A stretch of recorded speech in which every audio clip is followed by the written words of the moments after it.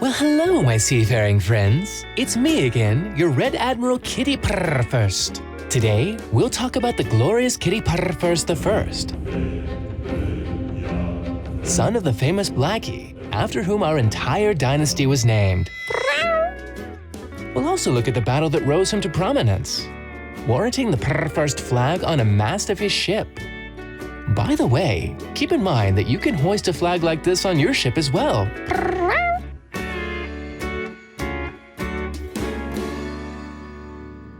That's how it all went down.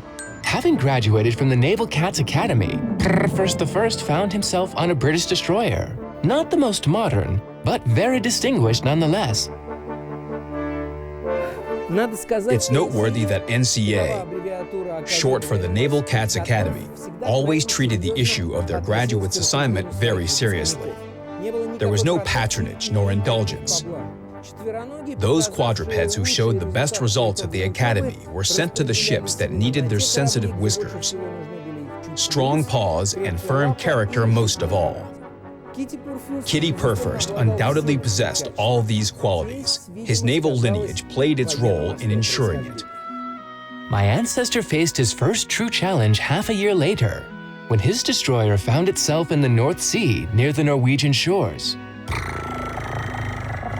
By the end of 1943, the main task of the Allies in that region was to escort convoys carrying supplies for the Soviet Union, ensuring their safety. Accordingly, all capital ships of the Third Reich were concentrated in Norway to prevent those convoys from reaching their destination. Destroyers from the 2nd Division of the 17th Flotilla carried out reconnaissance near the western shores of Norway, but lost sight of each other due to dense fog.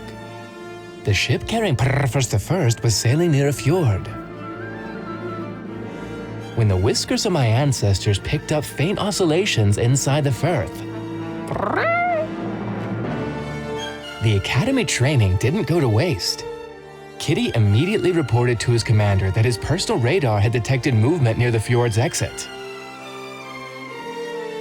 Under the cover of fog, the destroyer assumed an attack position, and general quarters was sounded. As the objects approached, Purrfurst the First was able to discern 2 ships moving towards the fjord's exit.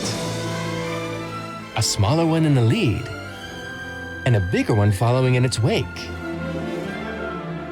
Apparently, without trained cats on board, they didn't even suspect they were heading for an ambush.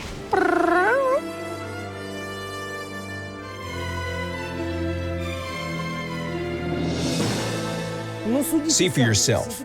In September 1943, a combat-ready German heavy cruiser left a Norwegian fjord, but having reached Germany, it was immediately sent for repairs and became a training ship. Something doesn't add up here.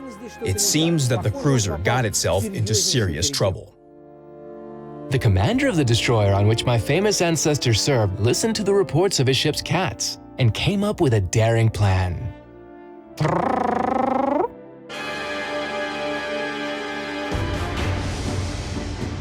He let the enemy destroyer pass without attacking it, then launched all of his torpedoes at the heavy cruiser that followed it. Without waiting for the results of their onslaught, the British literally burst out of the fog and straddled the German destroyer with their artillery. By the time that ship of my grandfather Purrfurst the First left the battle, the enemy cruiser was listing heavily, while the destroyer capsized, engulfed in flames. It's after this battle that the British destroyer hoisted the special Kitty Purrfurst flag.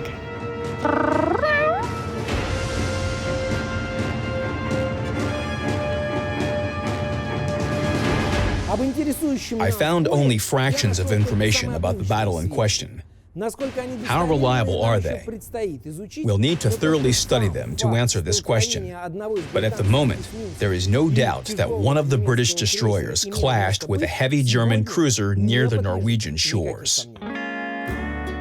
I only tell you the things that can be found in the extensive memoirs of my distinguished ancestor, Kitty Purrfurst the First. Now, you be sure to watch all my videos. Keep your eyes open for bonus codes and activate them as soon as you find them. You'd better subscribe not to miss a thing. That's all for now. Until next time.